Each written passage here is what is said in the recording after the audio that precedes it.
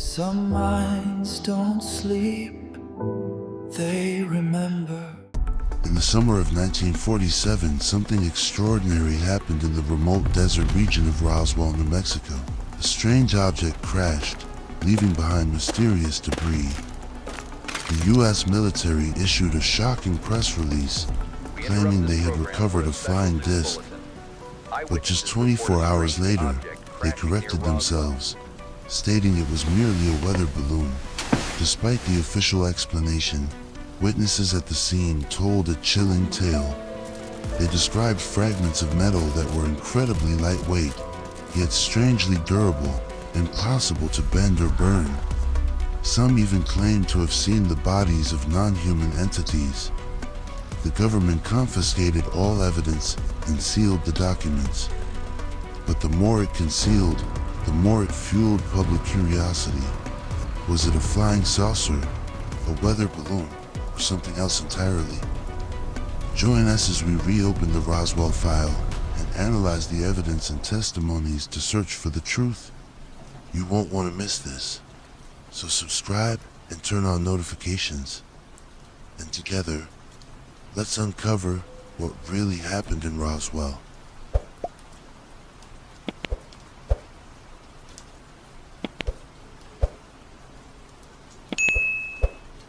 The weather balloon story is the official story of the Roswell incident, as recorded in history books and official documents. Is a simple, neat, and seemingly logical tale. But like any story told by those in power, it leaves gaps and inconsistencies that make us wonder, is this the whole truth? Let's go back in time to the summer of 1947, when an event in a small New Mexico town shook the world, if only for a brief moment, and laid the foundation for one of the greatest mysteries of the 20th century. In July 1947, the world was at a historical crossroads. World War II had just ended, leaving a wounded planet with tens of millions dead and cities flattened. But peace did not last long. A new, colder and quieter war had begun. The Cold War. The United States and the Soviet Union, the two new superpowers, faced each other across an invisible iron curtain, each trying to outdo the other in a race for technology and power. The biggest secret of the time: nuclear weapons. After the US dropped atomic bombs on Hiroshima and Nagasaki, the Soviet Union was racing to develop its own arsenal, and the US needed to ensure they knew every move their rival made. At Roswell Army Airfield, New Mexico, a top-secret project called Project Mogul was underway. Its goal was audacious: to launch high-altitude balloons equipped with ultra-sensitive microphones to detect Soviet atomic bomb tests from thousands of miles away. These balloons were the pinnacle of technology at the time, designed to fly at the edge of the atmosphere, carrying sophisticated espionage equipment. But advanced technology always comes with risks. And on a stormy night in early July 1947, one of Project Mogul's balloons reportedly malfunctioned and crashed on a remote ranch, about 75 miles northwest of Roswell. That is the official story, a story designed to reassure, to explain, and to conceal. Imagine you are William Mac Brazel, a simple ranch foreman in the New Mexico desert. Your daily job is to care for your sheep, check fences, and deal with the sudden storms of this arid land. One morning after a thunderstorm, you ride out to the pasture to check for damage. And then you see it. A large area of the field, scattered with strange debris, but unlike anything you've ever seen. Not wood, not ordinary metal, not just trash blown in by the wind. They are pieces of a shiny, lightweight material, and they seem out of place. You are not a scientist, not an engineer. You're just a rancher with curious eyes and calloused hands. But you know this isn't something that appears on your land every day. You gather a few pieces, put them in your bag, and a few days later, you decide to take them to the sheriff's office in Roswell. This is where the story begins to get strange. Sheriff George Wilcox, upon seeing the debris, doesn't just record the incident and send you home. He immediately contacts Roswell Army Airfield, one of the most important military bases in America at the time, home to the world's only atomic bomb-equipped unit. And the base doesn't send a regular non-commissioned officer or a maintenance crew to investigate. Instead, they send Major Jesse Marcel, the base's top intelligence officer, a man trained to identify all types of aircraft, weapons, and technology of both allies and enemies. Why would such a high-ranking officer be sent to examine the debris of a weather balloon? This is the first crack in the official story. Jesse Marcel and his team arrived at Brazel's ranch collecting all the debris they could find. And then, on July 8, 1947, the Roswell base did something unprecedented. They issued an official press release, sent to radio stations and newspapers across the country. The content of the release: the Air Force had recovered a flying disc from a ranch near Roswell. The two words flying disc caused a media earthquake. In the context of 1947, when the concept of UFOs had just been ignited by pilot Kenneth Arnold's sighting of flying saucers only weeks earlier, this announcement was like a bombshell. Newspapers worldwide ran massive headlines: RAAF captures flying saucer. Roswell, an anonymous desert town, suddenly became the center of the planet's attention. Everyone began to wonder, is this the final proof that we are not alone in the universe? Has an alien civilization come to Earth? But that excitement lasted only a few hours. By the end of the day, a 180-degree reversal occurred. General Roger Ramey, Marcel's superior at Fort Worth Army Airfield, Texas, held an emergency press conference. In front of reporters' cameras, he appeared alongside mundane debris, torn fabric, rubber strips, and the flimsy metal pieces of a weather balloon, along with a radar target made of foil and balsa wood. General Ramey declared that it was all a mistake. The officers at Roswell had gotten overexcited and misidentified the object. No flying disc, no mystery, just an ordinary weather balloon. The reporters took pictures, wrote notes, and the story was corrected. Flying saucer is only a weather balloon. The world breathed a sigh of relief, or perhaps disappointment. Newspapers published the correction, and Roswell quickly faded into oblivion. This official story was a perfect explanation. It quelled the panic, reassured the public, and protected the secrecy of Project Mogul. But was everything really that simple? The story of the weather balloon was a carefully constructed lie, so careful in fact, that it makes us question it. There are a few details that don't add up, small but hard to ignore holes. First detail: why would a prestigious military base like Roswell rush to issue a press release about a flying disc, only to retract it a few hours later?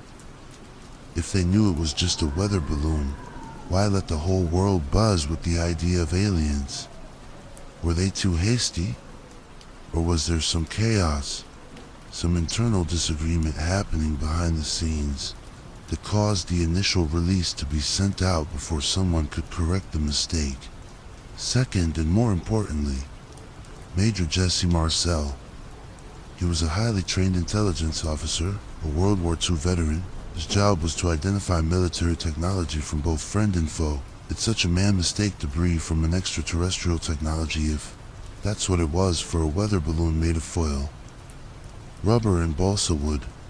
At the press conference in Fort Worth, Marcel was ordered to sit next to the fake debris, smile for the camera, and play the part of a soldier who had made a mistake. But if you look closely at that photograph, what do you see in his eyes? The relief of a man freed from a misunderstanding, or the awkwardness, the unease of a soldier being forced to lie, contrary to what he had seen with his own eyes. The official story of Roswell is a neat narrative designed to dispel all doubt, but its very neatness gives rise to questions. When an explanation offered by the highest authorities has so many holes, what is your natural reaction? You accept it without question, believing that the government knows better than we do? Or does a part of you, a curious, perhaps slightly rebellious part, start to wonder, what really happened in Roswell? Leave your thoughts. You think the weather balloon story is the truth? Or do you feel something is being hidden? A like and a subscription will show that you're also ready to dig deeper into these mysteries. We've just seen the first cracks in the official story. This is only the beginning. In the next part, we will no longer listen to the words of generals or press releases. We will listen to the very people who touched the debris, who carried a secret in their hearts for over 3 decades. Their story will bring us closer to the truth, at least to what they believe is the truth.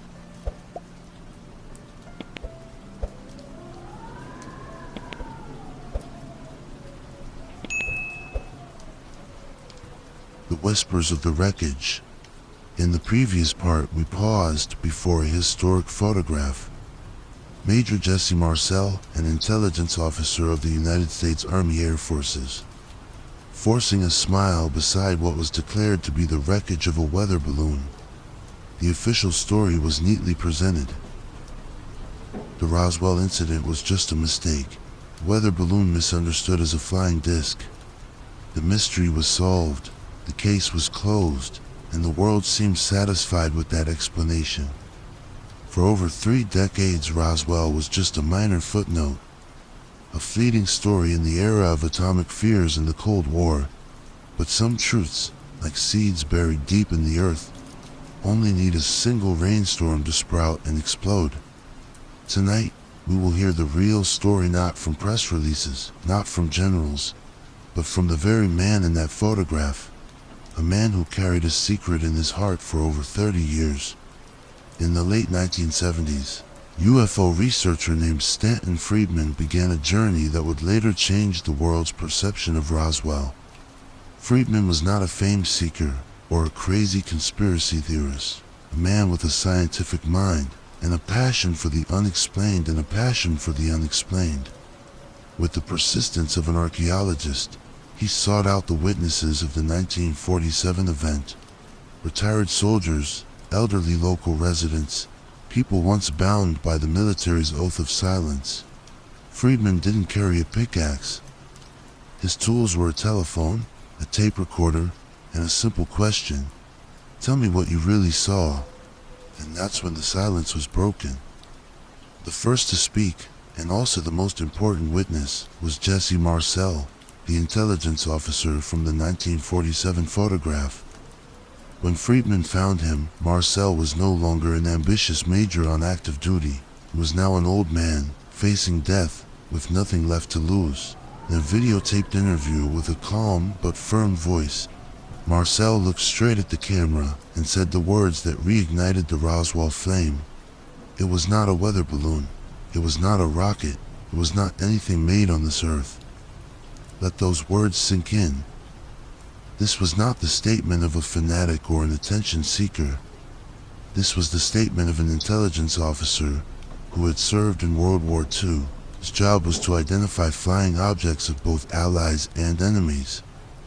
His career was built on accuracy and reliability. So what made him, after more than 3 decades of silence, decide to speak the truth? And more importantly, what did he really see in that desert field? Join me, following Jesse Marcel's memory, back to that summer night in 1947 on the arid plains of New Mexico. Imagine you were him, an officer called to the scene of a mysterious crash. Though you kneel on the ground, the desert sand crunching under your feet, and you pick up a piece of debris. It's as thin as the foil on a piece of gum, so light it's almost weightless. You crumple it in your palm, squeezing it into a tiny ball. But when you open your hand, something magical happens. The piece of metal, slowly and smoothly, straightens itself back to its original shape, without a single crease, without a trace of deformation. You try again and again and again. The result is the same. It's a metal with memory, something that, in 1947, human science had never even dreamed of. Then you pick up another piece, a small I-beam, about half a meter long. It's as light as balsa wood, but when you try to bend it, it doesn't budge. Place it on your thigh and try to break it with all your strength. Useless. You take a sledgehammer and strike it hard. The hammer bounces off and the beam doesn't have a single scratch. Light as wood, but harder than steel. An impossible combination according to all the physical laws of the time. And when you look closer at the surface of those beams, you see something even stranger. There are characters etched onto them, a faint purple, slightly lavender hue. They don't resemble ancient Egyptian hieroglyphs, not Chinese characters, not any human writing system. They're geometric symbols, looking both ancient and as if they came from a distant future. Can feel the astonishment, the utter confusion of Jesse Marcel as he stood in that field, holding objects that challenged his every understanding of the world. This is what Marcel brought back to Roswell's Army airfield, not the tattered rags of a weather balloon, but evidence of something extraordinary, something that could change human history. He was so excited that on his way back to the base, he stopped by his house in the middle of the night, woke his wife and son, and spread the strange debris on the kitchen floor. Imagine that scene, a family standing around the kitchen table, amazed by the self-straightening metal, the indestructible beams, and the mysterious symbols shimmering under the light. For Marcel, it wasn't just a treasure, it was a doorway to a new world. But Marcel's excitement was quickly extinguished. He was ordered to bring the most important pieces of debris to Fort Worth Army Airfield to report directly to General Roger Ramey, the superior. Imagine that flight. Jesse Marcel, sitting on a B-29 bomber, next to a box containing unbelievable materials. Perhaps he imagined he was on his way to rewrite history, that this debris would be revealed to the world, that humanity would enter a new era of understanding. But when he arrived in Fort Worth, everything changed. Marcel presented the debris to General Ramey. The general examined them for a moment, then asked Marcel to leave the room to point out the crash site on a large map. When Marcel returned, something strange had happened. The debris he had brought, the memory metal, the indestructible beams had disappeared. Instead, on the floor were mundane pieces of trash, torn fabric, rubber strips, and the flimsy metal of a common weather balloon with familiar weather symbols. General Ramey looked at Marcel and ordered, "Sit down and have your picture taken with this debris." That was the moment captured in the historic photograph, the moment when Jesse Marcel, intelligence officer, a war hero, was forced to participate in a play. He had to smile for the camera, confirming a lie that betrayed what his own eyes had seen, what his own hands had touched. It was not just a personal humiliation, it was a silencing, an attempt to erase the truth from history. Put yourself in Jesse Marcel's shoes at that moment. You have just witnessed something extraordinary, something that could change how humanity understands the universe. But you are ordered to be silent, to smile and play the fool in front of the public. You know the truth, but you also know the price of speaking out, a court-martial, the risk of being committed to a mental hospital, a ruined career, and possibly even the safety of your family. What would you do? Would you dare to stand up, to shout at the general, "This is fake. The truth has been hidden"? Or would you swallow your anger, bow your head, and remain silent? A silence that would last for more than 30 years, until you were just an old man, and your words no longer had the power to change the world. It's a choice no one wants to face, but it's what Jesse Marcel had to endure. He chose silence, carrying the burden of the truth, until he felt safe enough to speak. Jesse Marcel's belated confession lit a fire that could not be extinguished. It transformed Roswell from a forgotten story into a living legend. question that constantly haunts us. The debris he described, memory metal, indestructible beams, mysterious symbols, was unlike anything from 1947 technology, but they were still just inanimate objects. Was that all that was found in the New Mexico desert? Or was there something more frightening, more mysterious, waiting to be revealed? Leave your thoughts.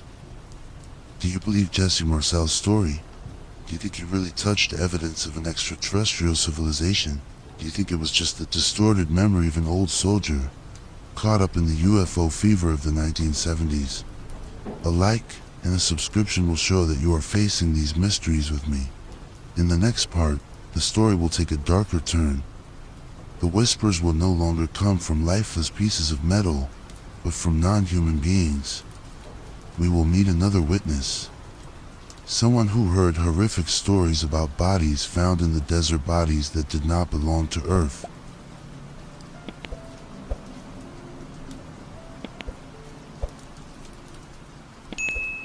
The uninvited guests. The previous part, we were captivated by the haunting confession of Major Jesse Marcella's story of memory metal, indestructible beams, and a perfectly orchestrated lie to cover up an incredible truth. That debris, however strange, was still just inanimate matter. It didn't breathe, think, or live.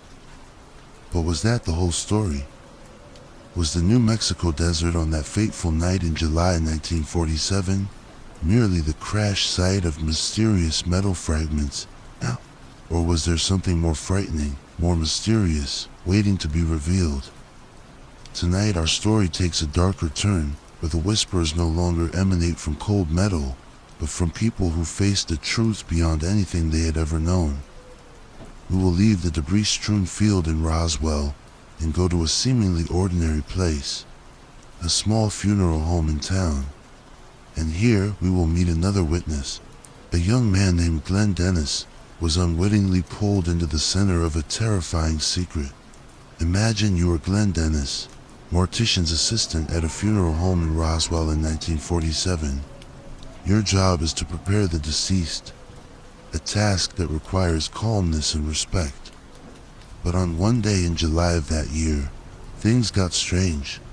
A call came from Roswell's Army airfield, with a military officer on the other end of the line. He asked a question that made Dennis feel a little uneasy. Does your funeral home have any small, hermetically sealed, child-sized caskets available? Dennis, though surprised, replied that he could provide them. Less than an hour later, a second call came, and this time, the content was even more bizarre. The officer asked about embalming techniques, but not for ordinary bodies. He wanted to know how to handle bodies that had been exposed to the elements for a long time, alter tissues, and how to prevent a foul odor. Dennis, with the curiosity of a young man, couldn't help but ask, "What's going on at the base? Was there a plane crash?" In response, after a cold silence, the voice on the other end became sharp and threatening. "Don't ask, just do your job. If you don't, you'll be the one needing those services." Can you feel the chill?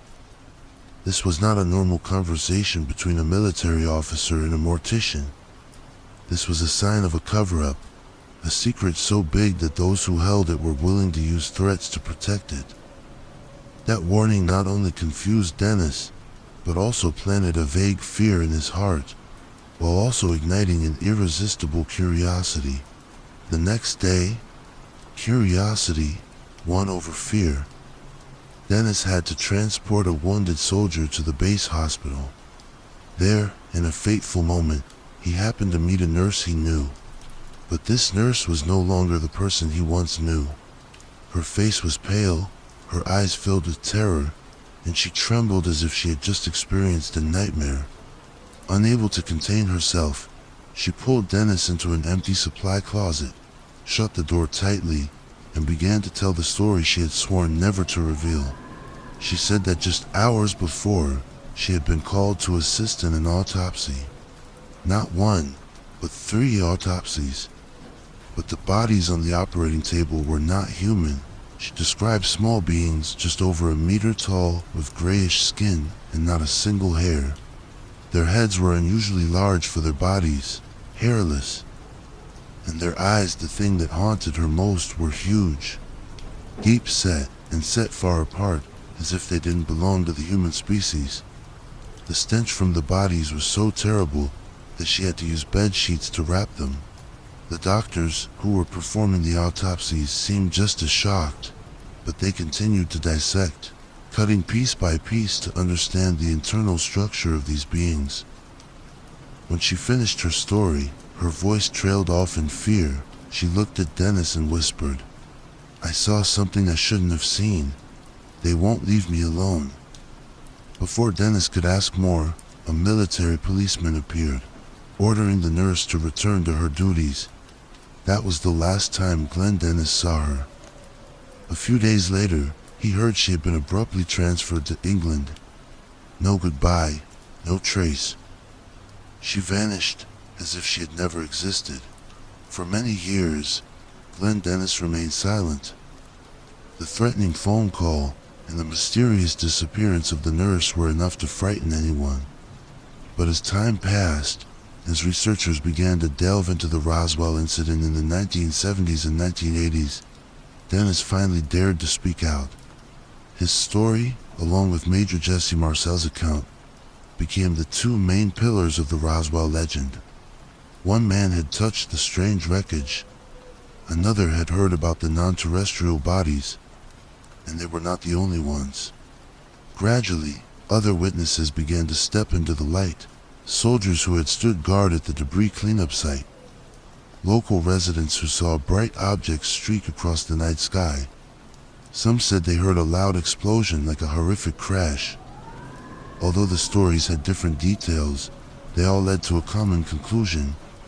What crashed at Roswell was not a weather balloon, and the US government did everything from threats and censorship to destroying evidence to ensure the truth would never be revealed. To understand why the government would go to such lengths to hide the truth, we need to put ourselves in the context of 1947. The world had just emerged from World War II, a conflict that had killed tens of millions, but peace did not last long. A new, colder, and quieter war had begun. The Cold War between the US and the Soviet Union. The atmosphere was filled with suspicion and fear. Americans were worried about the atomic bomb, a weapon that could wipe out humanity. They feared Soviet spies lurking somewhere, ready to steal military secrets. Imagine you are a general at the Pentagon at that time. An urgent report arrives. An unidentified flying object has crashed in New Mexico. You would consider two scenarios. First scenario: the object is an advanced Soviet spy plane.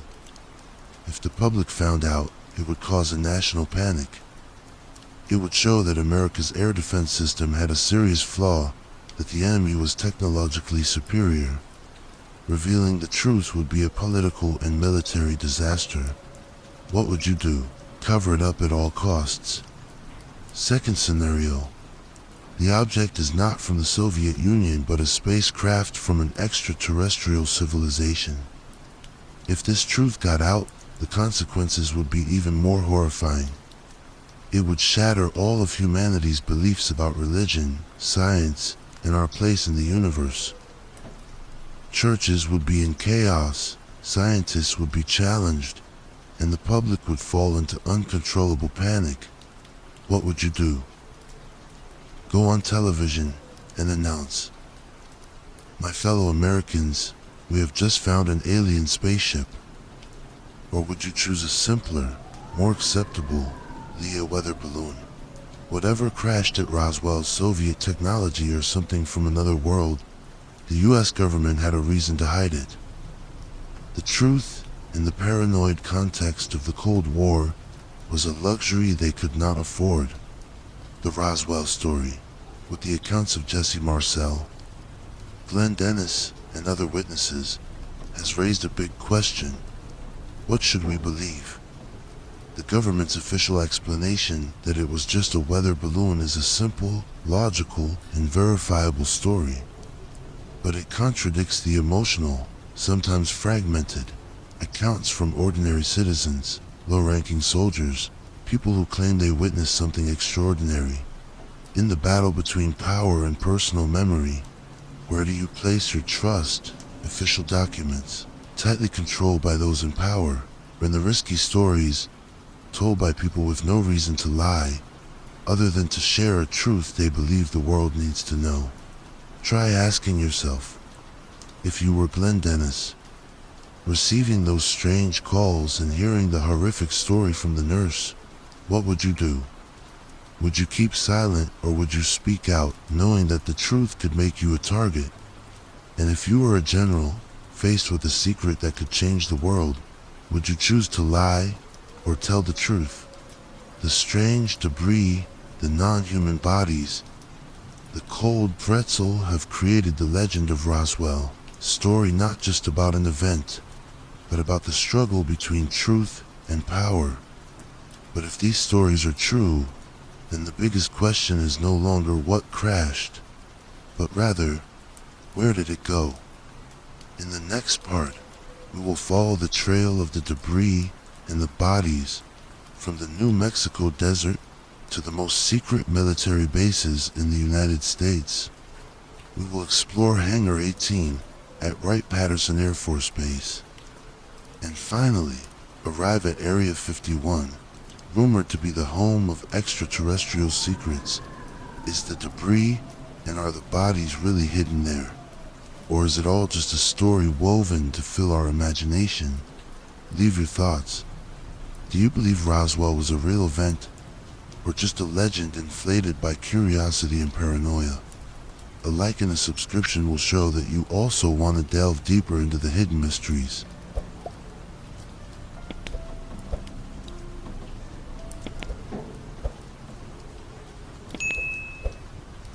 The Wolf's Den and Area 51. In the previous part, we were faced with a chilling story, one that transcended ordinary imagination. Non-human beings, secrets sealed by cold threats, and a truth that could shake the world. After the Roswell incident, as witnesses were forced into silence, and the small town sank into an eerie quiet, an obvious question arose. If what was found wasn't a weather balloon, then where did it go? How do you hide a secret with the potential to change human history? Tonight, we will follow the trail of one of the most mysterious transports in American history.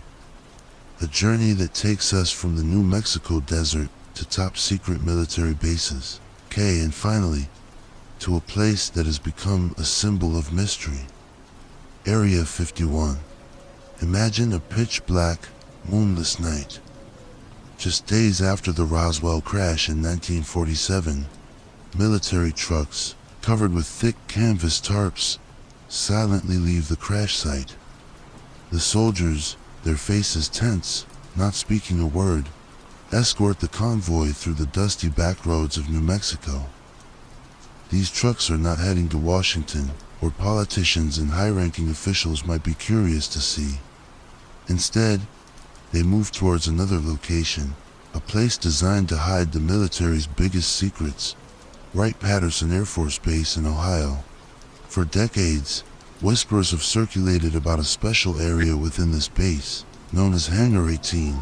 According to rumors, this is where the debris from the Roswell craft, along with the bodies of its crew if they truly existed, were taken for initial study. Imagine a group of top scientists, the best minds in America, standing before strange metal fragments, pieces of material unlike anything they had ever seen.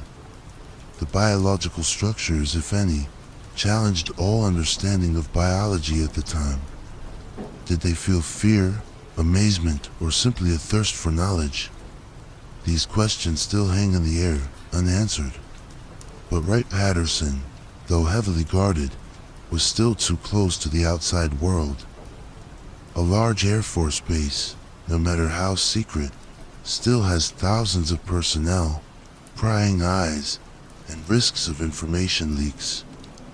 The secret of Roswell's magnitude needed a safer, more isolated place, a place that didn't appear on any public map. And that's when the story takes us to a legendary location, Area 51. Located deep in the Nevada desert, surrounded by barren mountain ranges and stark warning signs, no trespassing. Use of deadly force authorized. Area 51 is one of the most mysterious places on Earth. For decades, the U.S. government didn't even acknowledge its existence. It wasn't until 2013, under public pressure and declassified documents, that the CIA reluctantly confirmed that Area 51 was real. But what happens inside? That is a question that no one, except a select few, can answer. The official government answer is that Area 51 is just a top-secret test facility for the Air Force and the CIA. This is where the incredible aircraft of the Cold War were born. The U-2, a spy plane that could fly at the edge of space, was tested here. The SR-71 Blackbird, faster than a bullet, was also developed at Area 51. And later, the F-117 Nighthawk, the world's first stealth aircraft, took off from the runways in this desert. These machines, with their strange shapes and flight capabilities far beyond imagination, were the cause of numerous UFO reports in the 1950s and 1960s. The U.S. government, to protect the secrecy of these military programs, seemed quite happy to let the public believe they were seeing alien ships. A convenient lie to cover up another truth. But is that the whole story? There's a bolder, more fascinating, and also more frightening hypothesis.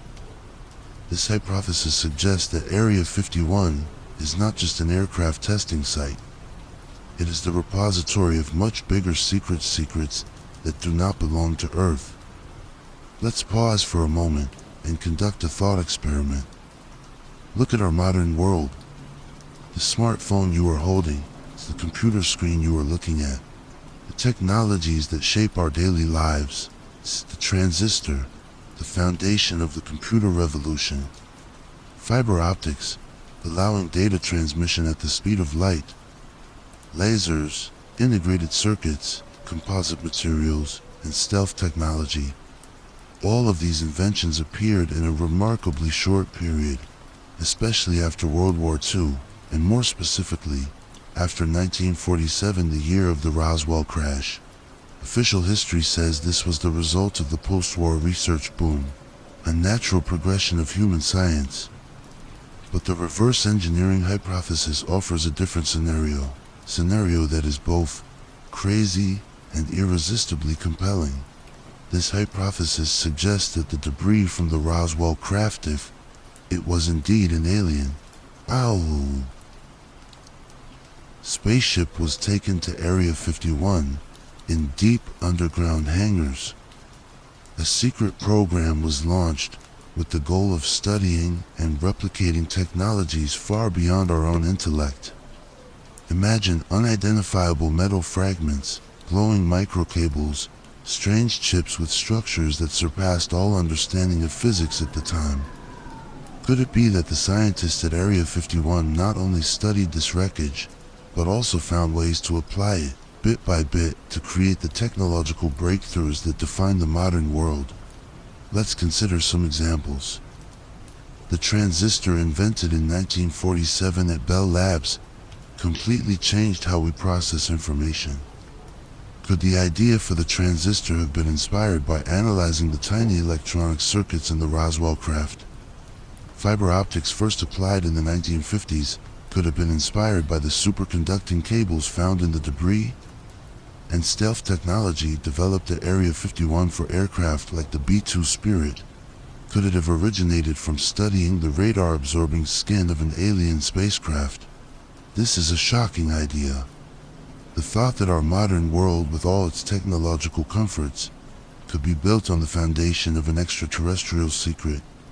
It turns the Pentagon not just into a military institution, but into an organization holding the key to a technological Pandora's box, deciding when and which companies are allowed access to these inventions to shape the world according to their will.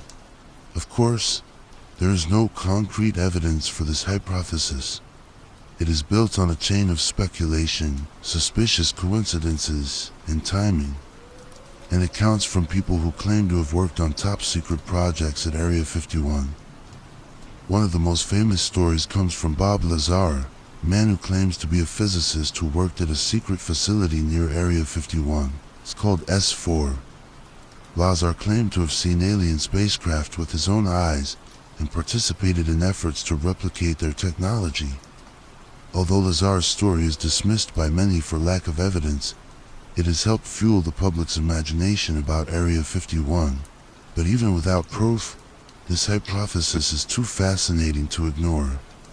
Think about it, the smartphone you are holding, the device that connects you to the whole world, could have its origins in a spaceship crash in the desert nearly 80 years ago. Does that make you feel strange? There's a small part of you that feels our technological progress is not always a straight line, but sometimes needs a push from the outside, a push from the stars. Whatever the physical truth may be, whether the Roswell debris is really hidden at Area 51 or not, this incident has transcended secret military bases. It has become a part of our culture, of our collective imagination. Roswell is no longer just a pile of metal or a story about a summer night in 1947. It is a symbol of curiosity, of the desire to explore the unknown, and of skepticism towards what we are told. In the next part, we will explore how the Roswell story spread from a covered-up local event to a global legend.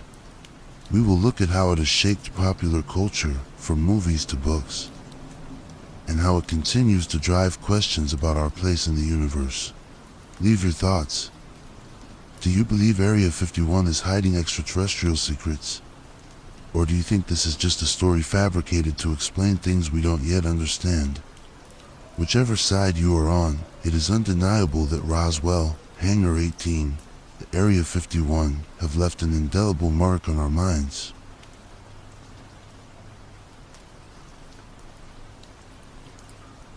The spread of a legend. In the previous part, we entered a labyrinth of bold hypotheses, where the debris from Roswell might have laid the foundation for humanity's technological leaps. From microchips to stealth technology, the idea that Area 51 is hiding an extraterrestrial secret has made us wonder, is our modern world truly built on a hidden truth? Whatever the physical answer may be, whether that debris is lying dormant in a military base or is just a product of imagination, Roswell has transcended metal fragments and top-secret reports. It has escaped the concrete walls of Hangar 18 or Area 51 to spread into a more powerful, less controllable place, our imagination. Tonight we will not talk about debris or non-human bodies. We will explore the spread of a legend, a conceptual virus that has crept into the psyche of an entire planet, shaping culture, beliefs, and how we see ourselves in the universe. Let's go back to 1947, right after the press conference in Fort Worth, where the U.S. military declared that what crashed in Roswell was just a weather balloon. This explanation, though clumsy and full of holes, was enough to quell the media's curiosity at the time. Newspapers, which had been ablaze with headlines about flying discs, quickly moved on to other stories. Roswell fell silent. For over 3 decades, it was almost forgotten, just a whisper in the hidden corners of UFO enthusiast communities. Small groups of hobbyists, conspiracy theorists, and stargazers. The government's cover-up seemed to have succeeded, but like any great story, Roswell could not be buried forever. The seeds of the truth, or at least what was believed to be the truth, had been sown, and they were just waiting for the right moment to sprout. In the late 1970s, a group of UFO researchers, like archaeologists of the bizarre, began to dig into the past. Led by Stanton Friedman and William Moore, they didn't use shovels or treasure maps, but telephones, tape recorders, and boundless patience. They sought out the witnesses of 1947, retired soldiers, now gray-haired locals, people once bound by the military's oath of silence, but who no longer feared it. The belated confession of Major Jesse Marcel, as we heard in a previous part, was the first spark. His story of memory, metal, and indestructible beams rekindled a smoldering fire. But this time, the fire didn't just burn in the local newspapers of New Mexico. It spread across the world, fueled by a more powerful amplifier than the press. Hollywood. Roswell was no longer a news event. It became a genre, a story that shaped how we think about UFOs, aliens, and government conspiracies. Try to remember the first time you heard about Roswell. Probably wasn't from a history book or an old newspaper article. Might have been from an episode of The X-Files, the iconic TV series of the 1990s. Agent Fox Mulder, with his I Want to Believe poster hanging in his office, turned Roswell into a sacred site for truth seekers. In the world of The X-Files, Roswell wasn't just an event, it was the origin of all conspiracies, the place where humanity first encountered the truth that was out there. The series didn't just retell the Roswell story. It ingrained in the minds of a whole generation that Roswell was synonymous with a government cover-up. Or maybe you learned about Roswell from the blockbuster movie Independence Day. In the film, as humanity faces annihilation from an alien invasion, where does the last hope lie?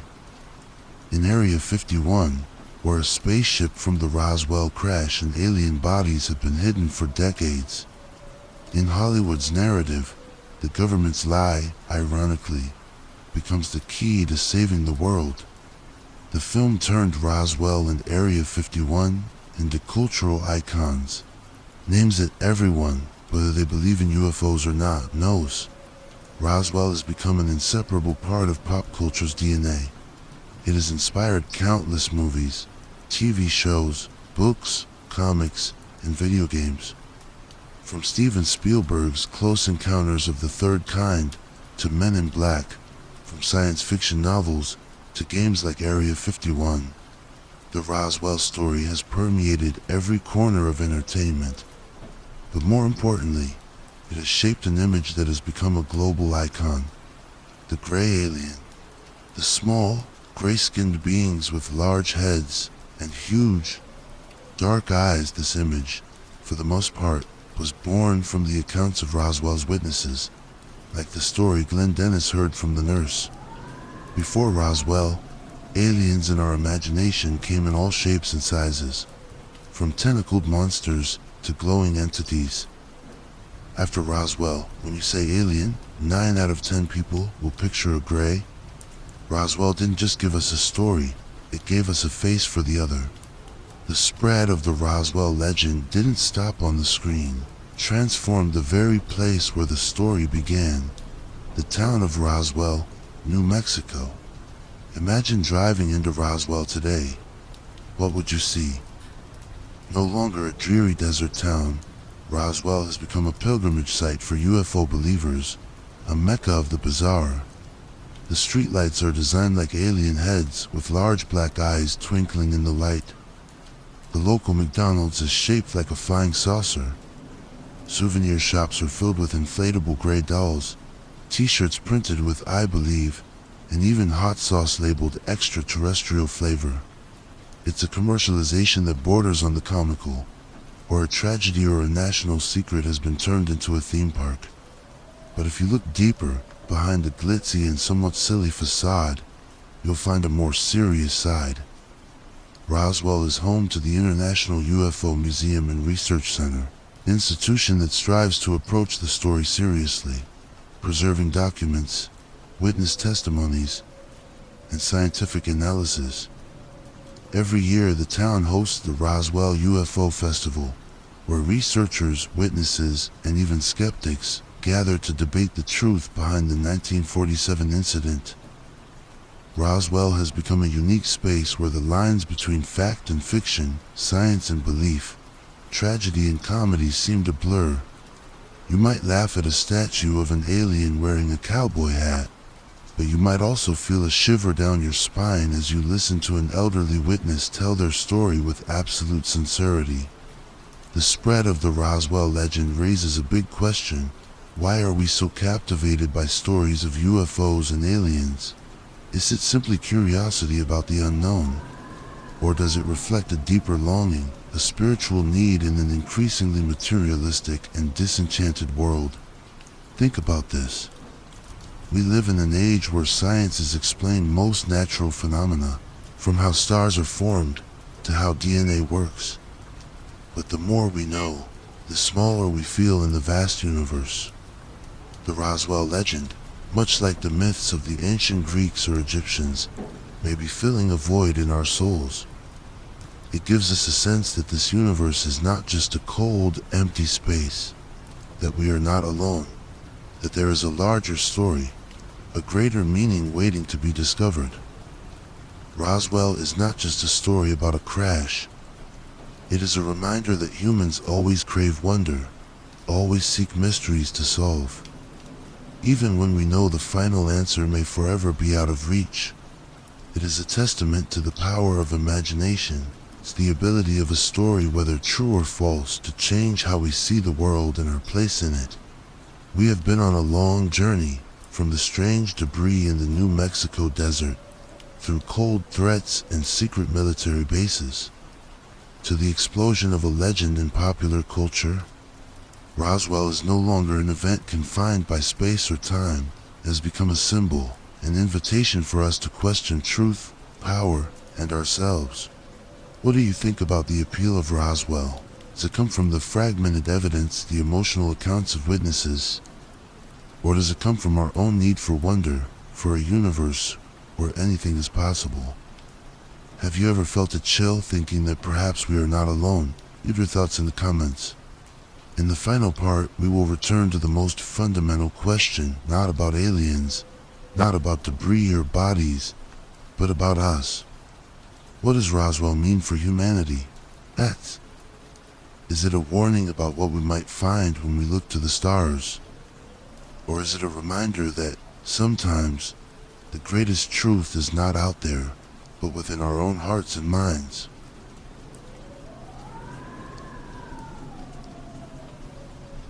Lessons from the desert sky. And so, our journey comes to its final chapter. We began with a broken promise, a story with two versions told in just 24 hours. We listened to the whispers of impossible metal wreckage and the belated confession of a soldier forced to lie. We ventured into the darkness of horrifying tales about uninvited guests and followed the trail of the secret into the wolf's den of Area 51. And finally, we witnessed how a buried event rose to become an immortal legend in popular culture. A long and dark journey. And now, as we stand here at the end of the road, what is the answer? 8. What really crashed in Roswell in the summer of 1947? A weather balloon from Project Mogul? Or a spacecraft from another world? 8. After nearly 80 years of investigations, books, movies, and thousands of declassified documents, perhaps the most disappointing truth is, we may never know for sure. Any physical evidence has vanished. The main witnesses have passed away, taking their stories to the grave. And the government, after multiple changes to its explanation, has completely lost the public's trust on this matter. The answer seems to have dissolved into the very desert sky of New Mexico. But tonight I want to propose an idea. Perhaps after all, the question what really crashed in Roswell is no longer the most important question. Perhaps the more important question, the question that says more about ourselves in the 21st century, is, why does the Roswell story persist and have such a powerful life of its own? Why, in an increasingly scientific and materialistic world, are we obsessed with a story about flying saucers and gray-skinned aliens? The answer, perhaps, does not lie in the wreckage, lies in what happened after the crash. Roswell is not just an event, it is the moment a fracture was born. a deep fracture between the people and their government, between what we are told and what we feel is the truth. When the United States Army Air Forces, in the span of just 24 hours, contradicted itself from flying disc to weather balloon, they didn't just correct a news story, they inadvertently planted a seed.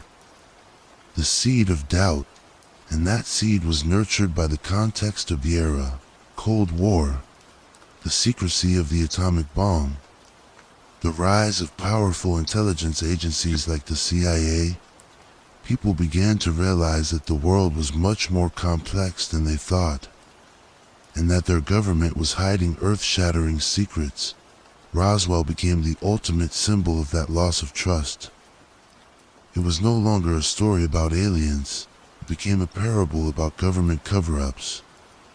It is a reminder that there is always another version of the truth, a version not told in press conferences, and that is why it has such a powerful life.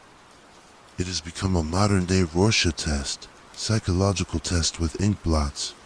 When you look at the Roswell story, what do you see? If you are a believer in conspiracy theories, you will see undeniable proof of a grand cover-up, a shadow government controlling the world. If you are a scientific skeptic, you will see a classic example of mass psychology, of how accounts can be distorted over time, and how people tend to seek extraordinary explanations for ordinary events.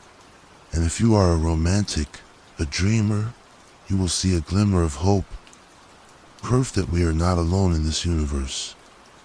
Each of us looks at Roswell and sees a reflection of our own worldview, of our own fears and hopes, and that perhaps is its true legacy.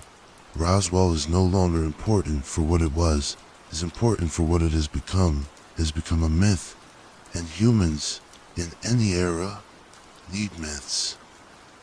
We need stories bigger than our own lives, stories about gods, monsters, and visitors from the stars. They help us orient ourselves in a vast and sometimes frightening universe. They fill the void of the unknown with magical possibilities. So our journey, which began with a broken promise, has come to an end. And now, join me, one last time, in turning back to the night sky. Look up. After all that we have explored together, after the lies, the confessions, the crazy theories, and the immortal legends, when you look at those distant points of light, what do you feel? Do you still feel alone? Or do you feel a new sense of wonder and acceptance that this universe may be far stranger and more mysterious than we are told? And does the final answer really matter? Or is it the journey of questioning, the relentless search that truly makes us human? After all, which story do you believe? The mistaken weather balloon? Or the whisper of another world? A whisper that has refused to be silenced for nearly a century. Leave your final thoughts in the comments. This dialogue, much like the Roswell story, will never truly end. Thank you for bravely walking with me through the frightening lands of geology, the mysterious corridors of history, and the hidden corners of the soul throughout this series. Your patience and reflection have been an invaluable inspiration. If these stories have meant something to you, please leave a like and subscribe to the channel so we can continue together on the long nights ahead. It is very late now. Whatever the truth about Roswell may be, perhaps the greatest lesson it leaves us with is this. Always ask questions, always look up, and never stop wondering. And good night, with dreams of starry desert skies.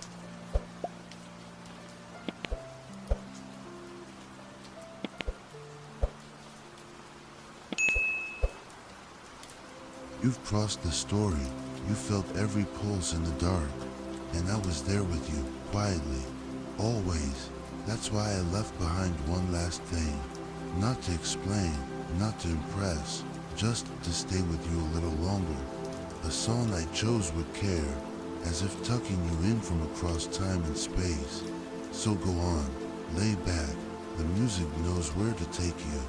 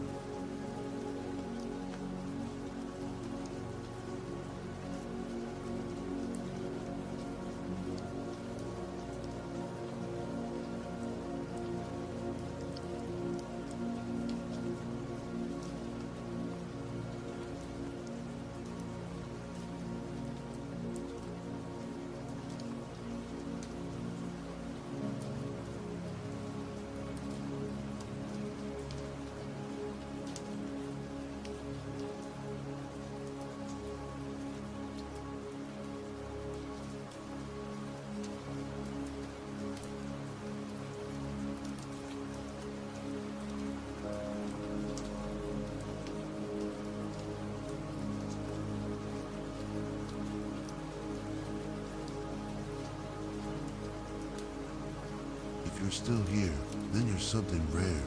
Not many stay this long. So, thank you for choosing to stay. I'm here too, still awake, surrounded by the quiet glow of my editing screen, shaping the next stories just for you. If there's anything you want to leave behind, a whisper, a suggestion, even just a symbol, drop it in the comments. Because maybe, tomorrow night, you'll hear yourself echoed in a story that's never been told before.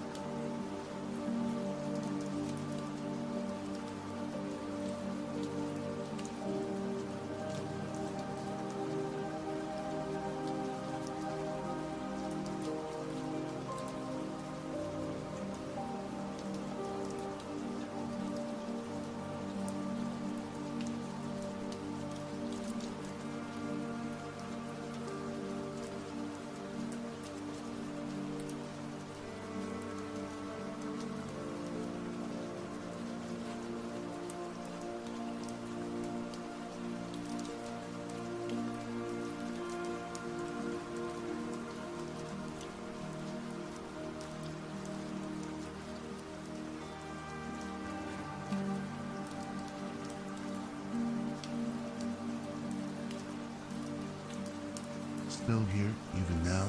I have a feeling part of you is still wandering somewhere between wakefulness and dreaming. I know that feeling well because I'm still awake with you.